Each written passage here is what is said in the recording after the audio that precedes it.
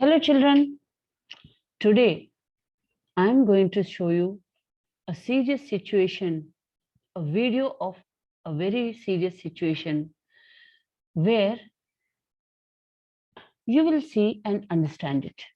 After showing the video, I'll go into the lesson. I'll go to the lesson. Please watch the video full. All across northern Japan, they felt a violent magnitude 9.0 earthquake on March 11th.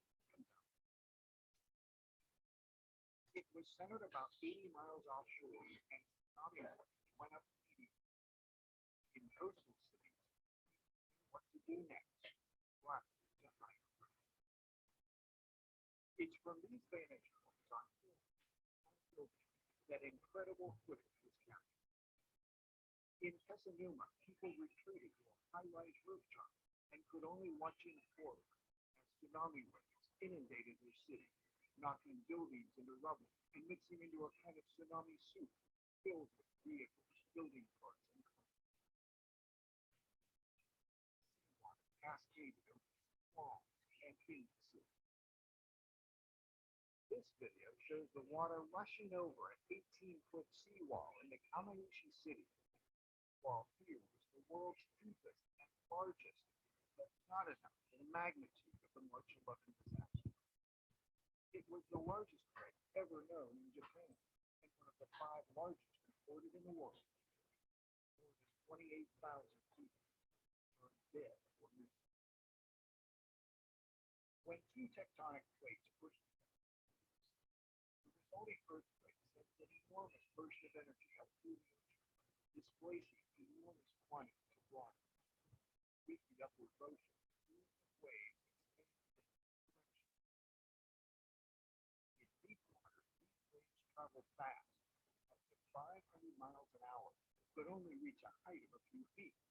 A ship might not even notice.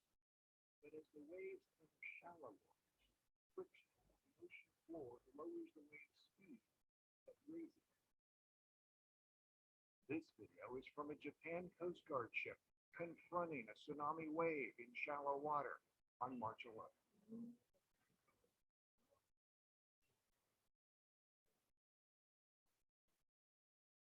And a rare view from air, video of a tsunami wave approaching the shoreline. In Japan, some tsunami waves reach as far as 10 times. Japan may be the most seismologically studied, and with more than 1,200 high-precision GPS stations, a geophysicist at the University of Alaska used data to create a visualization of the March. The waves of displacement that you see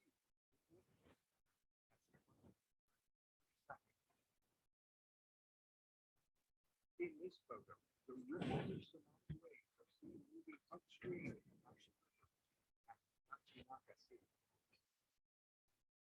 New technology left an enormous amount of visual evidence for study in years to come, and perhaps help us better understand the power of earthquakes, tsunamis, and prevent loss of life.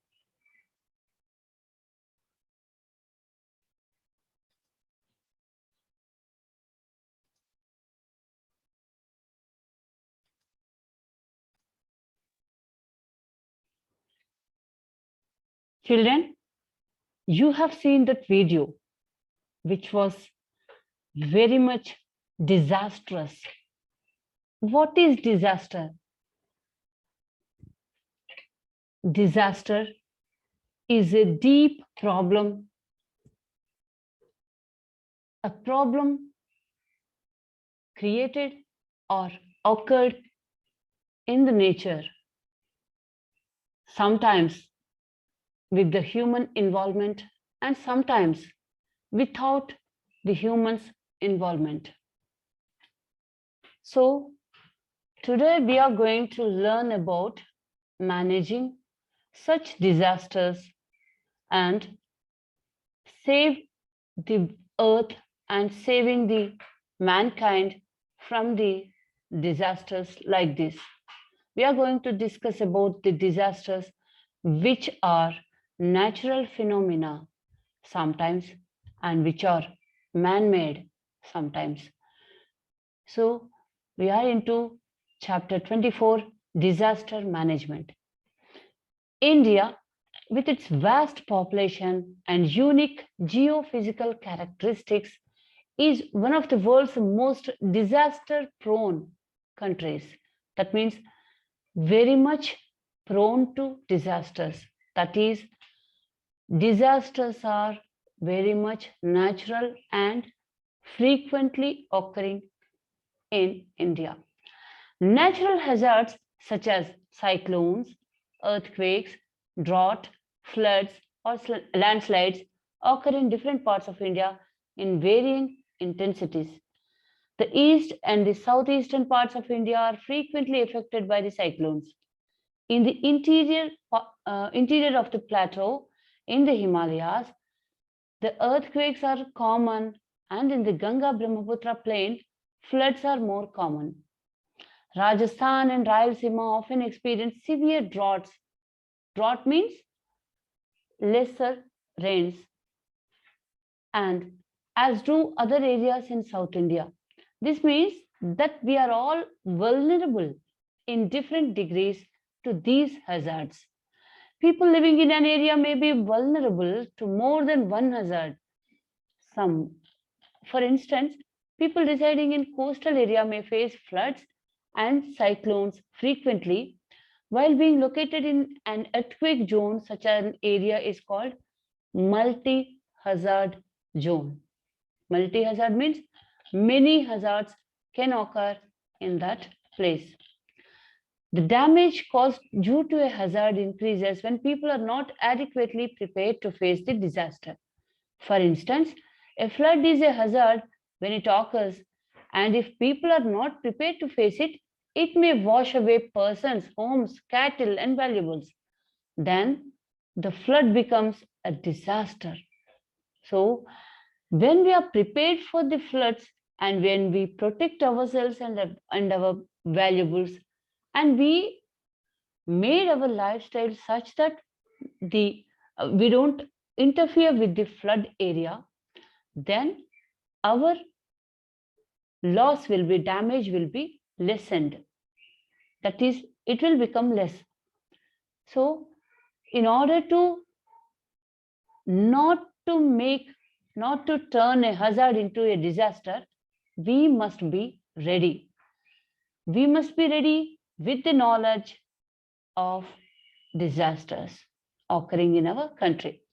So, first in this lesson, we are going to learn the first topic of types of disasters. Disasters can be categorized into different types based on the speed and origin or cause. That is, based on speed, a disaster can be termed as slow or rapid. Slow onset disaster is the first kind of disaster which we are going to discuss now. A disaster that prevails for many days, months, or even years, like drought, environmental degradation, pest infection, famine, are some examples of the slow onset disaster. These above mentioned disasters are slow onset. That is, they occur slowly and gradually. They can be stopped or they can be controlled with some measurements. That is, protect measurements or some actions related to protect. Rapid onset disasters. A disaster that is triggered by an instant causes shock. The impact of this disaster may be short-lived or long-term. Sometimes what happens, some disaster will occur instantaneously, rapidly, so without any alarm, they happen. So the effect of these disasters can be short term or long term. So we will see earthquake, cyclone, flash floods, volcanic eruptions are some examples of rapid onset disasters.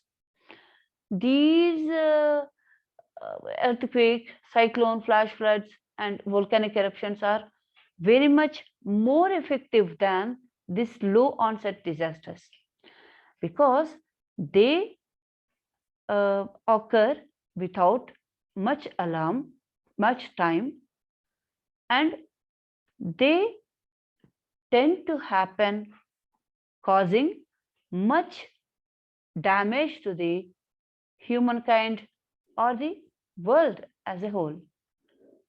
So, the second type of disasters can be based on cause. Disasters can be natural or human induced. Sometimes some natural disasters are those which are which are not caused by mankind, in which mankind's hand is not cannot be specified. A natural disaster is an event that is caused by nature. It's not caused by humankind or mankind. And it leads to human, material, economic, and environmental losses. The types of natural disasters are earthquakes, cyclones, floods, droughts, tsunamis, landslides, and volcanoes. In class 7, you studied about cyclones and floods and their mitigation. In the class 8 science textbook, you will know about the earthquakes and their impact. Now, according to, these earthquakes, cyclones, floods, droughts, tsunamis, landslides, and volcanoes are all caused by nature. There is no involvement of mankind or humans on the occurring of, these natural phenomena. So, you have also learned about these things earlier also in the earlier classes also, but we are going to discuss about these things in this lesson in detail, and the videos continue and the lesson continues. Please watch the next videos also for complete lesson. Thank you.